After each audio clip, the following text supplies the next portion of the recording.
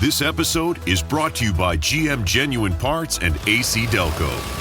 Get the most out of your vehicle with GM Genuine Parts and AC Delco original equipment. The only parts designed, engineered, tested, and backed by General Motors. You can find your perfect fit for most makes and models and choose from 3 tiers of parts, including GM OE or gold and silver aftermarket parts. Visit gmparts.com for more information. This is Let the Record Show, using common sense. Now, here are your hosts, Judge Richard Weinberg and Chairman Jesse Garcia.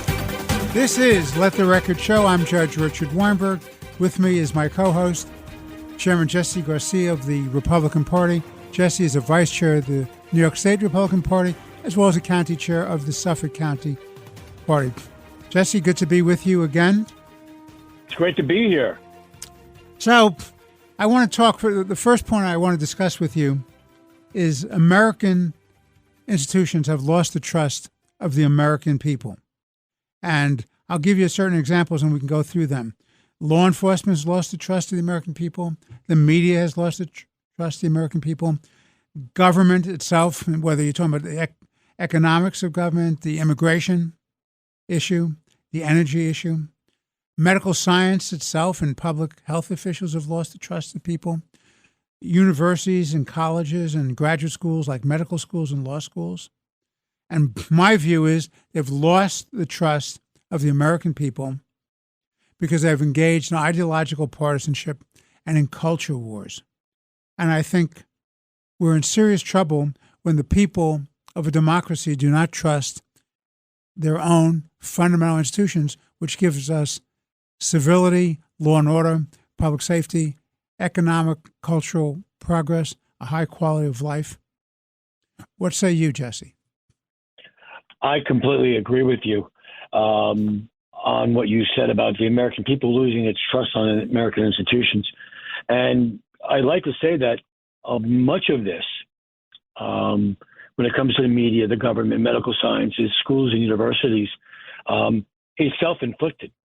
And they've done this because of the actions of the progressive left actions and antics. They've collectively, wherever you may be, in education, going after law enforcement, supporting criminals as opposed to supporting law enforcement to keep us safe. The judiciary, big tech, the media, the mainstream media, they have placed, when you see those entities and the people in power, and let's be specific here, especially when we're talking about the Department of Justice, the FBI, governmental entities, we're talking about the leadership there, the political leadership there.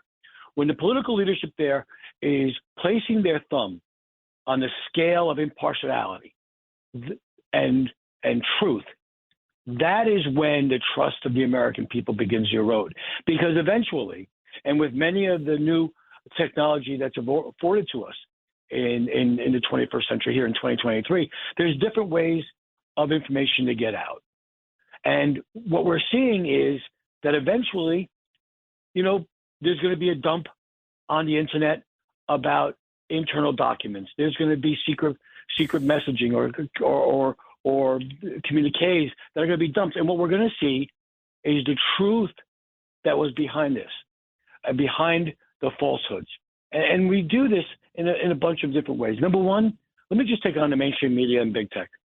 What they did, because they collectively decided that Donald Trump should not be president and that the country needed to be saved by them of the Trump presidency, they placed their thumb, their butt, their foot on the scales to make sure that information was skewed or did not even reach the American people. They did this in a variety of different ways.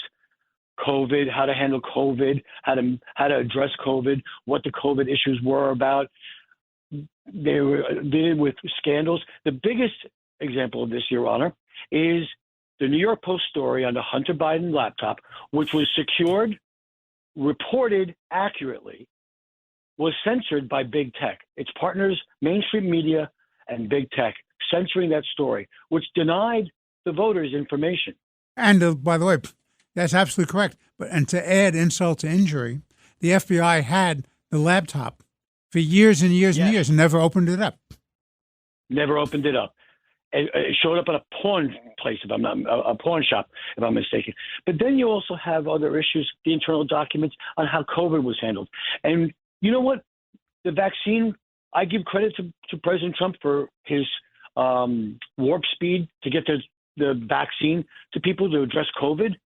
But I think what happened is, before we even got to that point, the media was playing the president off other Democratic leaders. If you notice, he wasn't having these political bouts with the governors or the mayors of those cities or states like Florida, Texas, and the Midwest.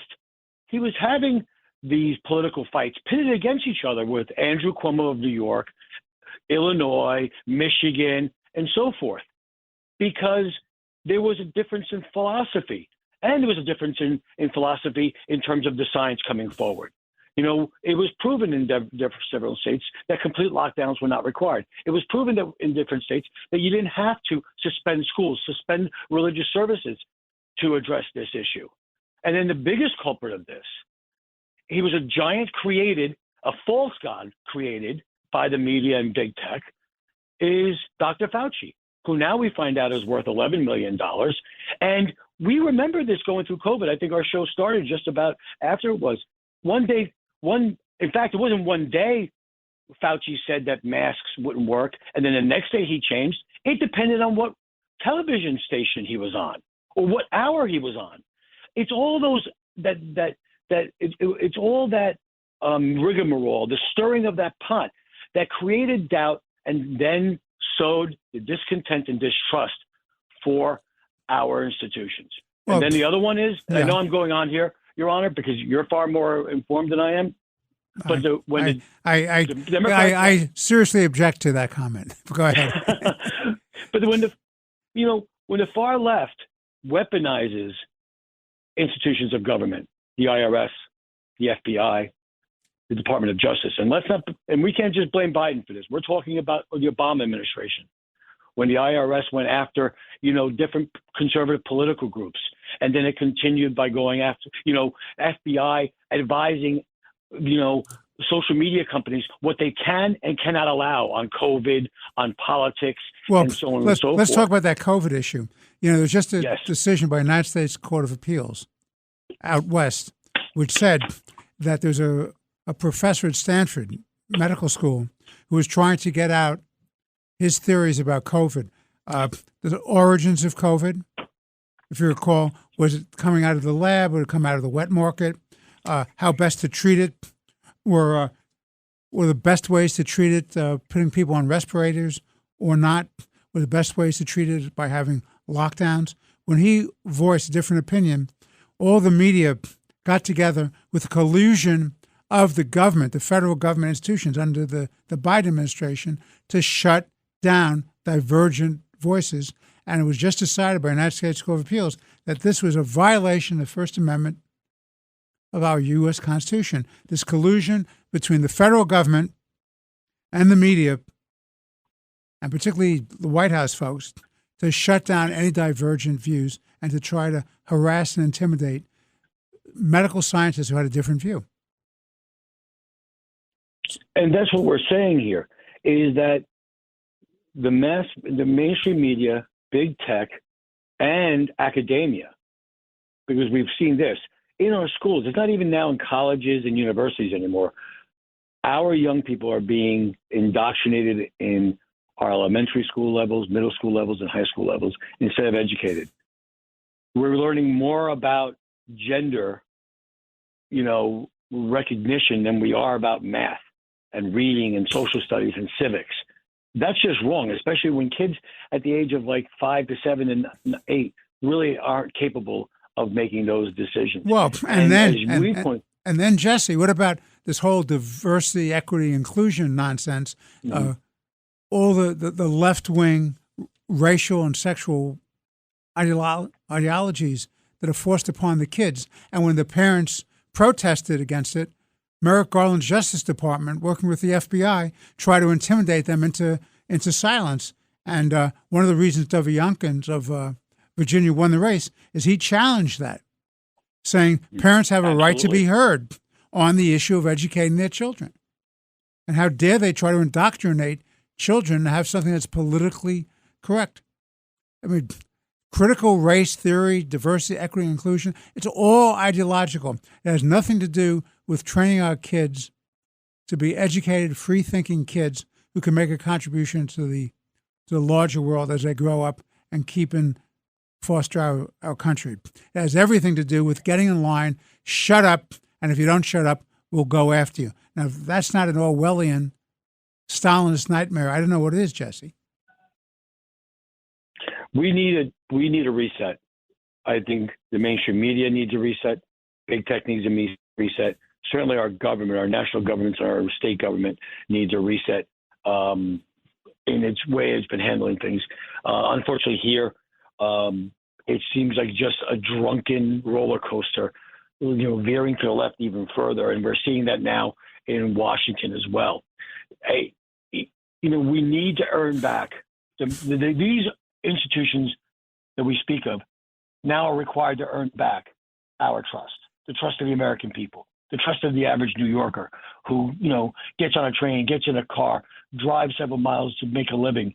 And even that living is even more difficult to make based on the economic policies of, free handouts and, paying from $9,000 for a day or a week for unvetted migrants as opposed to what they have to pay for. Where the state legislature now contemplating in New York a tax on hardworking New Yorkers, hardworking Suffolk County residents. You mean the migrant tax?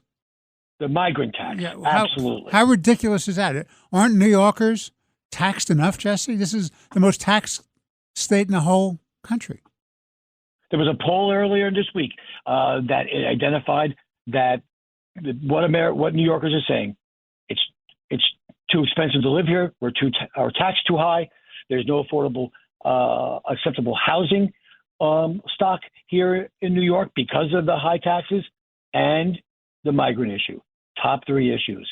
You have the economy, you have taxes, the economy, and quality of life, and you have crime. The top three issues here in the state of New York. And we're seeing them here in Suffolk County and Long Island. Well, but it gets worse and worse because then there's a councilwoman in the New York City Council named Sandy Nurse. Okay? And she's the one who's a big proponent of getting rid of the monuments to Washington, to Jefferson, to Peter Stuyvesant, one of the founders of New York, and others. Get rid of those monuments. And the town supervisor out in your area of the world, in Brookhaven, Ed Romaine, who's running for county executive, Jesse, he said, and correctly so, and God bless him, if New York City doesn't want the monuments and they want to deny history and they want to purge free thought and real knowledge, well, he'll be happy to take all those statues and all the art and bring it into Brookhaven. What say you? I think it was a masterful part. But you see, here's what it is. You have Ed Romaine, who's a public servant, 11 years as a town supervisor of Suffolk's largest town. Every challenge that the next county executive in Suffolk County will face, Ed Romaine has already faced them and overcome them on behalf of the 500,000 people that call Brookhaven home. And he sees this. More than that, when we talk about a public servant, he's a former history teacher. He helped educate the minds that are now in the places of running businesses and running homes and leading our communities. So he knows the importance of that. He's against this woke culture. He's against this far left progressive agenda of cancel culture. And that's why he said, despite the actions of this Working Families Party-backed effort and Democratic progressive left effort to wipe away our history, we will bring those beautiful statues that honor our history and bring them to Brookhaven Town. And if he's elected to Suffolk County executive, throughout Suffolk County. Because remember, William Floyd, a resident of Brookhaven, was one of the signers of the Declaration of Independence that gave birth to this great nation that we all love and care about right now.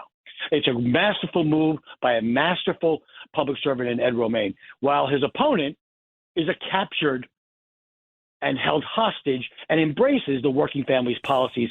David Colon is a Hochul liberal who embraces cashless bail and these woke policies and these high taxes. And that's why it's a great counterbalance that Ed Romaine can demonstrate that he is for a safer, more affordable Suffolk County. Well, Kevin has just given us a sign. Our first segment of today's show is now closed. Kevin has the hook ready. We're going to be taking a break on Let the Record Show with Chairman Jesse Garcia of the Republican Party. I'm Judge Richard Weinberg. Please stay with us. We'll be back in just a few moments with our next segment. If you're having problems with your septic system and you're tired of spending so much money each year to have it pumped, then SeptiClean is the answer for you. SeptiClean is an advanced specially formulated blend of bacteria used in the treatment of home and commercial septic systems. The breakdown of waste in your system relies on biological activity of naturally occurring bacteria. SeptiClean restores the natural biological process in your septic system and boosts the existing biological activity. SeptiClean is completely safe on all plumbing and can help prevent expensive emergencies in pumping. SeptiClean has approximately 6 to 100 times the bacteria count of other leading off-the-shelf brands in a 1-year supply. SeptiClean comes in a water-soluble pack, which you flush down the toilet once a month with no mess or stress. Save time, money, and maintenance on your septic system. Find SeptiClean at Emporium True Value Hardware on Main Street in Sag Harbor or visit micro-tab.com. That's micro-tabb.com. Micro-tabb.com. My cat Freddie loves to be brushed and cuddled. But stirring up his cat allergens meant sneezing and itchy eyes. Then I found Purina One Live Clear. It's cat food that reduced the major allergen and my suffering in as little as 21 days. Now, we feel closer than ever. If you have issues with cat allergens, you really need to try Purina One Live Clear. Try new Purina One Live Clear today. Purina One, a difference from day one. How does PwC take your company to the leading edge? They bring the sharpest minds in tech to your team, so you can bring the ideas that will transform your business. They're passionate about your industry, so you can walk into any room with every advantage. And they're with you every step of the way, so you can know you're headed in the right direction. PwC builds for what's next, so you can get there now. Get started at pwc.com/us/leading edge. Ryan Reynolds here from Mint Mobile. I don't know if you knew this, but anyone can get the same premium wireless for $15 a month plan that I've been enjoying. It's not just for celebrities. So do like I did and have one of your assistant's assistants switch you to Mint Mobile today. I'm told it's super easy to do at mintmobile.com/switch. Upfront payment of $45 for 3-month plan, equivalent to $15 per month required. Intro rate first 3 months only, then full price plan options available. Taxes and fees extra. See full terms at mintmobile.com. This is Let the Record Show.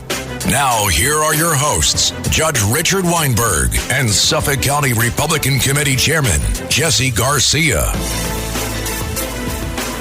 We're back. This is Let the Record Show with Chairman Jesse Garcia of the Republican Party. I'm Judge Richard Weinberg. We're talking about the loss of trust by the American people in their institutions. And I want to point out a couple of things. Number one, today, Merrick Garland, the Attorney General of the United States, who is the Chief Judge of the United States Court of Appeals for the District of Columbia Circuit, a very well-regarded judge in his time, and a nominee by President Obama for the Supreme Court, which never took place, was made the Attorney General by Joe Biden. And I feel very badly for Merrick Garland because he has an impossible position. And he was before the House Judiciary Committee today. And I have to say, the reason I feel badly for him is this is a man who's lost his reputation for integrity, for courage, for doing the right thing, and is trying desperately to get it back. And that's a very big deal. And that's part of the problem, because what we have here is we have a permanent government bureaucracy in place, Jesse, throughout the agencies. You know, few people understand how little control an incoming president has with respect to the people who populate the federal government. And this, by the way, is also true with respect to the state and local governments as well, Jesse. There is a permanent government protected by civil service rules and regulations, which makes it impossible for a president, a governor, a mayor, a county executive to move people out who are trying to blockade and to hamper their agenda. Nobody's elected these people, and yet they push forward and they push forward and they push forward. Some people call it the deep state. I call it the fourth branch of government, the unelected permanent bureaucracy. And a great example of this, Jesse, is Gary Gensler, the Security and Exchange Commission. Supreme Court of the United States has made it very, very clear that administrative agencies do not have the power or the right under our constitutional system to create law by administrative regulation. The only time they can create regulations is pursuant to an existing statute to carry out the purposes of that statute, Jesse. That's very clear. Bottom line law. Anyone who's studied constitutional law knows that, and our listeners should understand that. And yet Gensler, through a rulemaking process with no authority from Congress, is trying to backdoor some regulations which would obligate all corporations to disclose their greenhouse emissions, what they've done on climate change and control, not only theirs, but all their customers and all their suppliers. He has no right to do this, and yet he shamelessly is pushing this forward again, and it's going before the SEC for a final vote on this. And of course, the SEC is packed by the left-wing Democrats that Biden has put on. What say you? I think that the deep state, the bureaucrats, whether they be at the county, state, or federal level, are a problem, and they need to be addressed.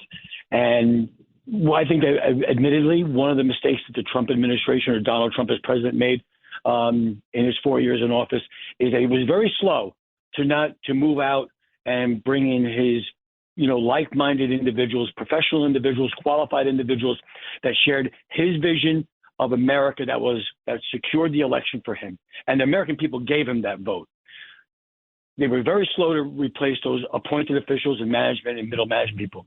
I think what also is that, and we've seen this in a lot of the foreign services, that we were slow to try and change and shape these departments that mirror the will of the people through their elections.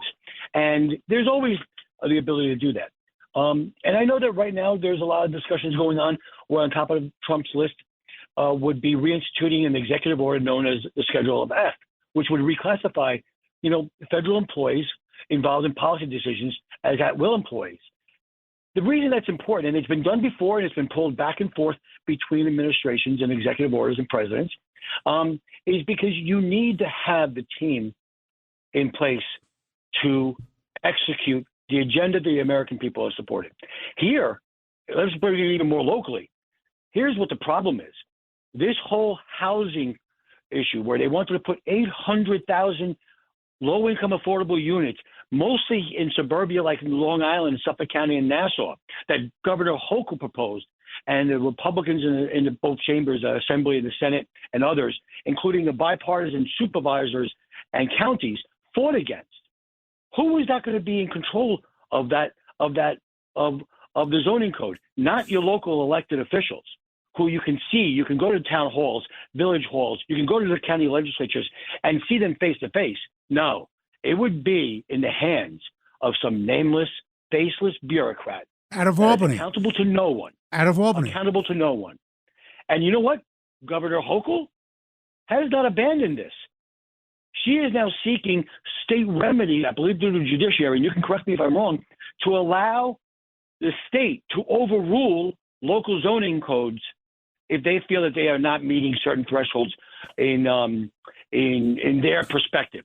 My view is, if you look at the New York State Constitution, the municipal home rule law, which governs the cities and the towns and the counties, that she's overreaching herself. You cannot. Yes, she is. If it's zoning has always been what they call in this body of law primary matter of local concern. It's not a matter of state concern. The integrity of the communities, the quality of life in the communities, the identity of the communities is through zoning, and that's a primarily matter of local concern, not state concern. And I think it's absolutely reprehensible that she proposed to begin with, and she's still trying through a back door to do this. And I think your point absolutely, and that's what's wrong. So That's what they want to do. Democrats, their progressive partners, the Working Families Party, they want to give the institution, they want to give the bureaucrats control as opposed to the voters and the taxpayers and their locally elected officials that are charged with this responsibility, as you just pointed out, by our New York State Constitution. So let's switch gears, Jesse. Let's go on to another topic. And this is something, as we get closer and closer to the election calendar of next year for the presidency, the United States Senate, the House of Representatives, state legislatures, I am very, very unhappy that we seem to be in what I believe is a slow-moving train wreck. I'm talking about Biden versus Trump in 2024. I would characterize this, Jesse, as a choice that America does not want. Why do I say that? The polls overwhelmingly show, even amongst the Democrats, that people believe that Joe Biden is past prime time. He's outlived his shelf life. He neither has the intellectual capacity to do the job, the physical capacity to do the job, and he has very serious ethical and legal issues with the way he and his family have been grifting at the expense of the American people, and most importantly, at the interests of our country in terms of national security and foreign policy. So that's Biden. The Democrats themselves, the independents themselves, do not want Joe Biden. And the problem is we may be stuck with Joe Biden as Democratic candidate because nobody wants Kamala Harris, who's going to be his running mate, who's the vice president of the United States, who is the beneficiary of the worst kind of identity politics, racial politics, totally unqualified to hold high office, has done nothing in the years as vice president, has always been moved along politically because she hit the right buttons with respect to demographics and ideology. She's proven herself totally incapable of assuming leadership or responsibility in a world where we're under great challenge from the axis of evil that you and I have discussed. And you really want to have this person one heartbeat away from the presidency? And even if Biden decided he wasn't going to run again, does the Democratic Party have the institutional integrity to get rid of her, get her off the slate, and try to come up with a decent, hardworking, ethical person with the intellectual and physical capacity to be president of the United States on their ticket and have a running mate as vice president who has the same abilities? I don't see it coming. I think the Democratic Party, and I'm the House Democrat, I think the Democratic Party has one of the weakest benches in the world and has shown no moral strength in opposing what Biden has done in terms of undermining this country, both domestically and in terms of international affairs. So that's my take on the Democrats. Now, let me tell you my take on the Republicans. Republicans next. Trump. I've said it and I'll keep saying it again and again. Trump was a good president with an unfortunate personality. He made more enemies than he should have. It was unnecessary. He should have stayed away from tweeting all the time, making hostile, aggressive comments all the time. He should have been bringing people together. He failed to do that. It cost him the presidency when he should have been overwhelmingly elected based on his record. We were more secure with our borders. Our national security was better with our allies, and our enemies were afraid. Our economy was better. Minorities, whether they be black or Latino or Asians, were doing better under Trump. He was a very effective president. He was a good president with unfortunate personality. But I do not believe that Donald Trump is capable of uniting this country. And I think the big problem with all the threats we're facing from the axis of evil, with a China that's absolutely dedicated to our destruction, Jesse, is we need somebody who can bring the country together.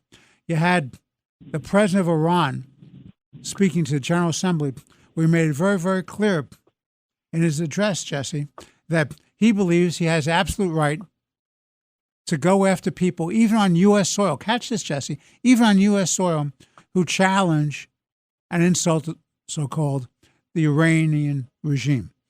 Fundamentally, they've put out contracts like mafia bosses against Ambassador Bolton, Secretary of State Pompeo, Congressman King, and at least a couple dozen others. So anybody who raised objections to the tyranny of the Iranian mullahs, they had contracts put on their head. And now we've just given them $6 billion by resurrecting the Iran deal and made a target for every American who can be grabbed hostage every time they need money.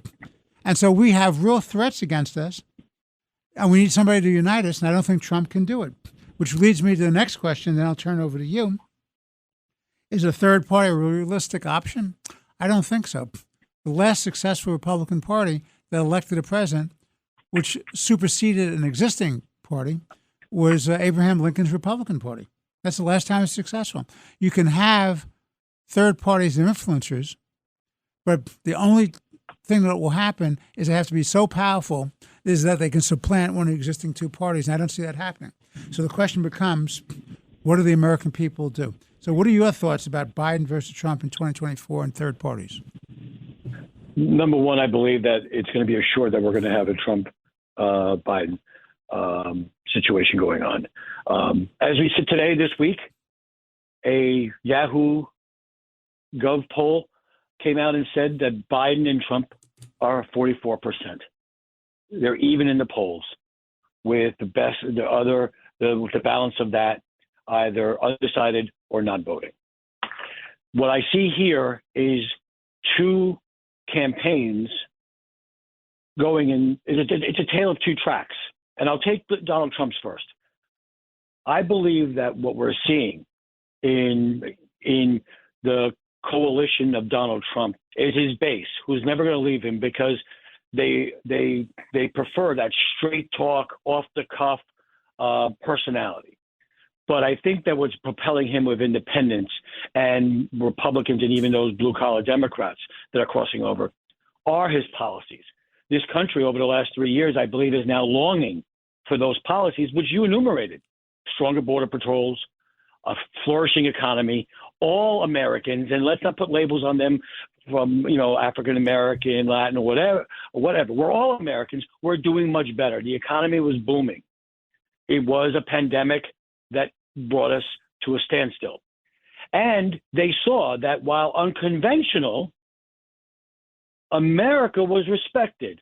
It was almost like bringing back that big stick and letting people know, and also holding, in plain speak, which I believe New Yorkers prefer and Americans now prefer, Donald Trump was telling our allies, we'll defend you. You need to pay up. You need to contribute to the defense of your country. We will do that. We've been shouldering this burden alone. I have my own roads, my own healthcare system, my own national defense, my own education system that I need to fund at home.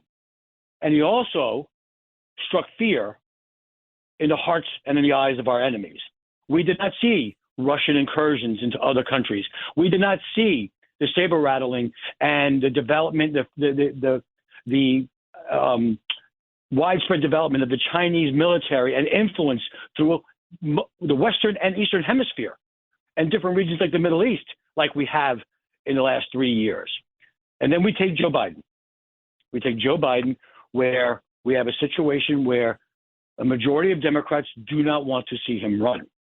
And in fact, he now requires a 30-slide presentation to concerned lawmakers, senators, and House and gubernatorial candidates to show that everything's okay. I believe that the weight of the position, the weight of the responsibility, and the weight of Biden's failed policies on the economy, on foreign relations, on our infrastructure plans, and our national security have now taken its toll. The American people are speaking. They're speaking by in how they're responding to the policies of both men. That's how we're seeing here. And I believe that that's where Donald Trump has the advantage, because when you compare the policies of both, Trump's was more beneficial, had more freedoms, more prosperity for our country, and more national defense. Now, as a third-party candidate, as a third party comes, polls are weird when it comes to third-party candidates. Americans will always say, we want more choice. We want more choice. So a third to a half are always going to be open to a real party. But the issue is not the polling. The issue truly is, can you get on the ballot? Can you get on the ballot on all 50 states? Do you have the mechanism, the wherewithal, the financial support, the political support, the community support of voters to get on the ballots and on all those issues? But what I find interesting, Your Honor, and we really should delve into this, is that you would, unlike Ross Perot, the last you could call successful third-party candidate, which at that point sucked away votes and support from Bush 41 in his race with Bill Clinton, there is a panic amongst the Democratic establishment and organization that this No Labels party will be siphoning votes from Joe Biden. Yeah, the Democratic Party is waging a war against No Labels. Exactly. The Trump base is safe, but organized Democrats are already whispering about dumping Joe Biden. And you have leaders of this party, like former House Speaker Gephardt, leading a group to stop third-party candidates around the country, and they use it with ballot integrity. And you know what's interesting? It's not like the never Trumpers and all that stuff. One of the leading voices in this No Labels party is former Democrat Missouri Governor Jay Nixon, who's joined No Labels on ballot integrity. This may be a situation where Biden is facing a political war on two fronts.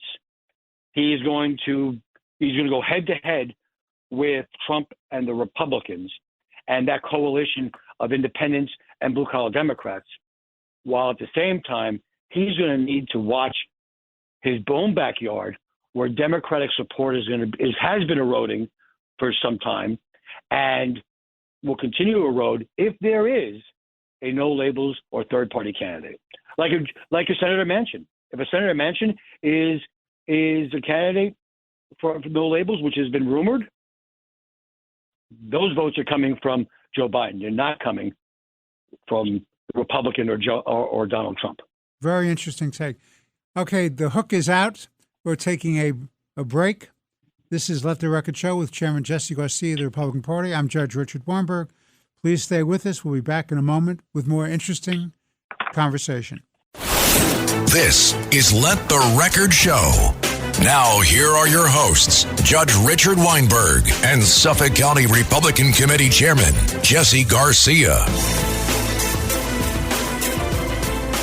We're back. This is Let the Record Show with Chairman Jesse Garcia of the Republican Party. I'm Judge Richard Weinberg.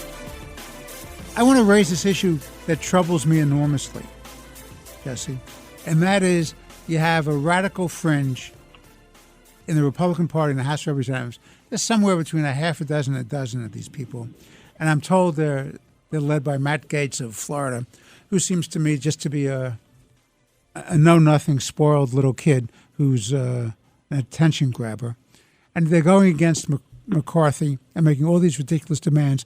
They have to do the budget. And generally what McCarthy did is, rather than having one big deal, at the urgings of his caucus, made it separate bills. But they can't get the bills through. There's about a dozen separate bills they have to do, Jesse. So they're now attacking McCarthy and demanding more and more and more.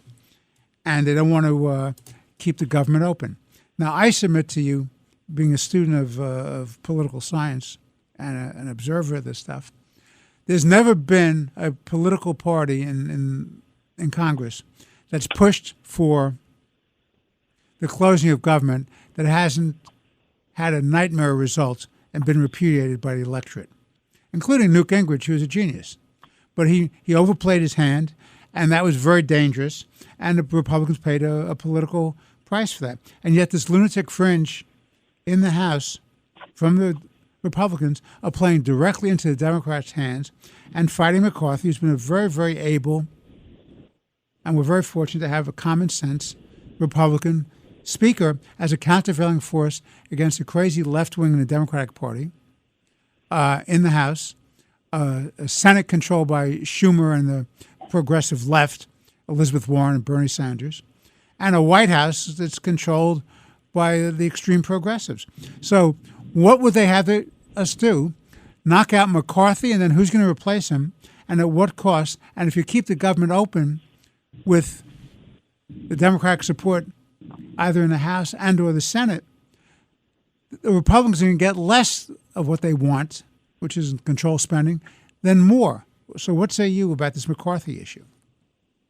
Well, I say that I think that a deal is a deal. If an agreement, number one, this caucus, the Freedom Caucus supported overwhelmingly Speaker McCarthy. There are a few dissidents. When this first bill came forward to continue this continuing resolution and this budget deal came forward, it said we would do individual spending bills. And I believe, if I'm not mistaken, they capped the spending of what it would be. Perhaps it's a negotiation tools as we go forward. But you're right, Your Honor. This is a deal. It was reached several months ago. We knew this was coming forward. And it was a coalition it was this coalition that also supported Speaker McCarthy. I believe that Speaker McCarthy is doing the right thing. And you're absolutely right. And I will go one step further. Even when the Democrats, even when it was Clinton who did not agree to the Republican Senate and Republican House spending bills, and then basically you could say he shut down the government because he said he would veto those measures, that Republicans were still blamed for that. We don't do good media. We don't do good outreach. We don't do good PR when it comes to government shutdowns. It's a pox on both our houses, but it hurts Republicans more because the White House, give them credit. In this case, they're playing this properly. They are allowing the Republicans in the House to fight amongst themselves. The Senate Democrats, they're playing this properly. They're adhering to the agreement that was reached. I think and I'm hopeful that there will be cooler heads, that what is at stake here is an ongoing Republican majority that can grow. And I believe that every one of those individuals will see that. I think one of the things we're dealing with here also, and I see this, and then local leaders deal with this all the time. You have elected officials that come from the safest of seats and can do whatever they want and say whatever they want and throw out draconian left and draconian right policies that are not properly articulated and are probably usually bad for government. Though I think the Republican policies, when you can cut government more, is always okay. That they're safe seats, so it really does not matter to them. I believe and I hope that just the same way that the coalition of like New York Democrats, like Garbarino, D'Esposito, and Lolota. You mean the Republicans, sure Long Island Republicans, you mean? Right. Long Island Republicans, right. Lawler and Molinaro and others throughout the state of New York that gave us this Republican majority, as they also stood firm to make sure that I believe it was the 15th vote that McCarthy became the speaker, they will once again be speaking out and hold to the terms of the deal as we move forward. Well, I hope so, because a lot is at stake here. Balanced government, checks and balances, separation of powers, countervailing voices. That's what's at stake here. And otherwise, you're going to have one-party government in a federal system, which is not working out well for our country. You need to have the Republicans control one of the two houses as a check against Democratic extremism.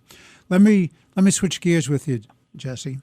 I want to talk to you about the loss of U.S. energy independence. And I submit to you as follows. The loss of U.S. energy independence, in my humble opinion, is bad for the U.S. economy. It's bad for consumers.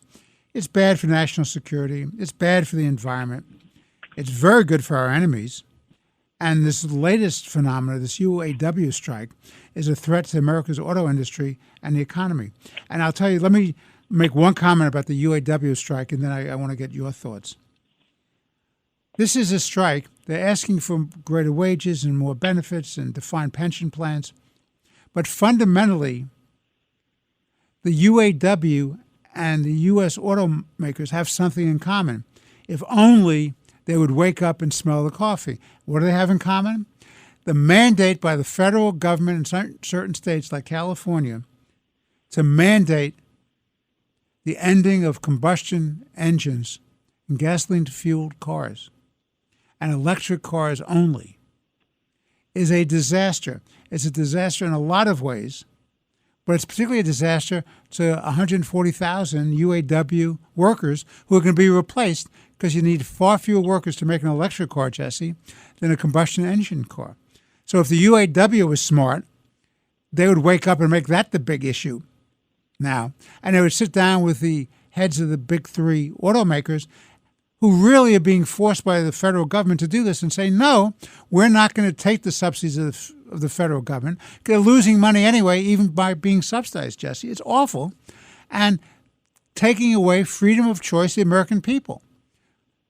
You as a consumer, I as a consumer, all our listeners have a right to choose a car we want to drive as long as we can pay for it.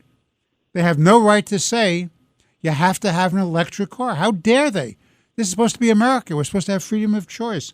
So UAW better wake up and understand the real enemy is electric cars because they can't sustain them. They're not economically viable. They don't make money because consumers don't want them. There'd be plenty of money to pay UAW workers, but for the mandates of electric cars. And the automakers should stop knuckling under the federal government and saying, no, we're not going to do it. The hell with you. We're not going to do it. What say you on all these issues?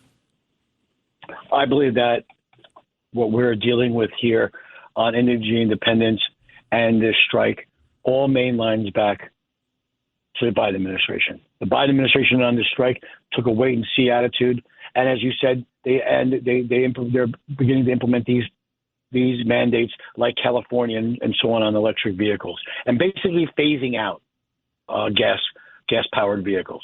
But the other issue is here, our surrender and abandonment of American energy independence occurred almost on the very first day of the Biden administration. On that first day, in that first week, the Keystone Pipeline, 11,000 jobs and revenues coming from it, and which would have tapped American resources of energy, natural resources, were stopped. The Trump policies on drilling on federal properties for natural resources, natural gas, was stopped.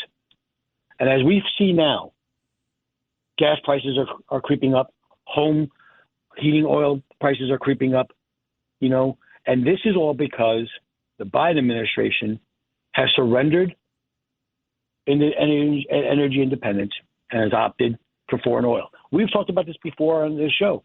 He is basically going hat in hand to Venezuela, to Saudi Arabia, to have them build up oil production and barrel production. As gas goes up, costs for the delivery of services and goods goes up. Inflation hits regular Americans because the costs of transporting and basically creating our goods go up. This is because we've surrendered American energy independence. It's the first act that the Biden administration made because they were so driven to reverse Trump policies to basically coddle to their progressive working families party wing of their wing, that they basically put the American taxpayer, hung them out to dry with higher costs. And now think about it. Here now we see, Your Honor, China and Saudi Arabia working together. Cuba and China with Venezuela working together. We've spoken about the Monroe Doctrine. Our enemies are now within miles of us, and we're looking to empower these enemies of ours, like Venezuela, by asking them for more natural resources when we have them here in the United States. It's wrong, and it needs to be reversed. All right, Kevin has given us that sign again. Please stay with us. We'll be back in just a few moments for the final segment, the wrap-up of Let the Record Show with Chairman Jesse Garcia of the Republican Party, and I'm Judge Richard Weinberg. Fellas, you know Degree Cool Rush deodorant, right? Well, last year they changed the formula, and guys were mad about it. One dude even started a petition. So guess what? Degree heard us, admitted they messed up, and brought the original Cool Rush scent back exactly how it was. And it's in Walmart, Target, and other stores now for under $4. So grab some and remember why its cool, crisp, and fresh scent made it the #1 men's antiperspirant for the last decade. Degree Cool Rush is back, and it smells like victory for all of us. Starting a business can seem like a daunting task, unless you have a partner like Shopify. They have the tools you need to start and grow your business. From designing a website to marketing to selling and beyond, Shopify can help with everything you need. There's a reason millions of companies like Mattel, Heinz, and Allbirds continue to trust and use them. With Shopify on your side, turn your big business idea into Sign up for your $1 per month trial at shopify.com/special offer. Your snacking routine can get a little dull. Time for a light and fit remix. Like a crunchy storm of graham cookies, caramel pearls, and dark chocolate, showering down into a smooth, creamy yogurt.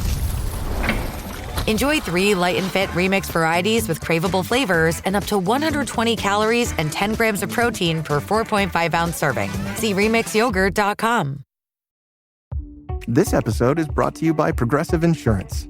Do you ever find yourself playing the budgeting game? Well, with the Name Your Price tool from Progressive, you can find options that fit your budget and potentially lower your bills. Try it at Progressive.com. Progressive Casualty Insurance Company and Affiliates. Price and coverage match limited by state law. Not available in all states. This is Let the Record Show. Now, here are your hosts, Judge Richard Weinberg and Suffolk County Republican Committee Chairman Jesse Garcia. All right, this is Let the Record Show. I'm Judge Richard Weinberg. With me, my good friend, esteemed colleague, Chairman Jesse Garcia of the Republican Party. This is our last segment of today's show. So, Jesse, you've been fortunate. You're out on Long Island. I'm here in Manhattan. And guess what I had here in Manhattan this week? And it continues to the end of the week. The United Nations General Assembly having their annual meeting. And let me tell you what a disaster we have here. The streets are packed. You have people running around, people being herded. You have a UN which is supported by U.S. dollars. Because talk about not paying your fair share. These countries don't pay that. The United States does. They're anti-America. They're anti-Israel. They are profoundly anti-Semitic. They're anti-Western civilization. And they're the dominant forces in the General Assembly. And in the Security Council of the UN, you have the national interests of China and Russia, who both sit in under their national interests, being furthered in the Security Council because they have veto power. So what you have is you have a toothless tiger, United Nations. You have my city under siege by all these people. You have Biden comes to town, makes a feckless, ridiculous speech talking about energy and Green New Deal stuff. He mouths a couple of words about the Ukraine being under attack, but fundamentally does all progressive shibboleths. He spends all his time running around going to Democratic fundraisers to chase up money for his campaign next year because they're screwing New York remarkably well. We have a governor who doesn't stand up. We have a mayor who's tried to stand up, but neither Hochul or Adams has said the fundamental truth. The fundamental truth is it's not about getting more money from the federal government. If you believe that, I have a couple of bridges over the East River I can sell to you. It is about closing the border, maintaining the integrity of the immigration laws. You do not have a right to jump the border, come here as an illegal migrant, get all the benefits of housing, medical care, education, money, cell phones.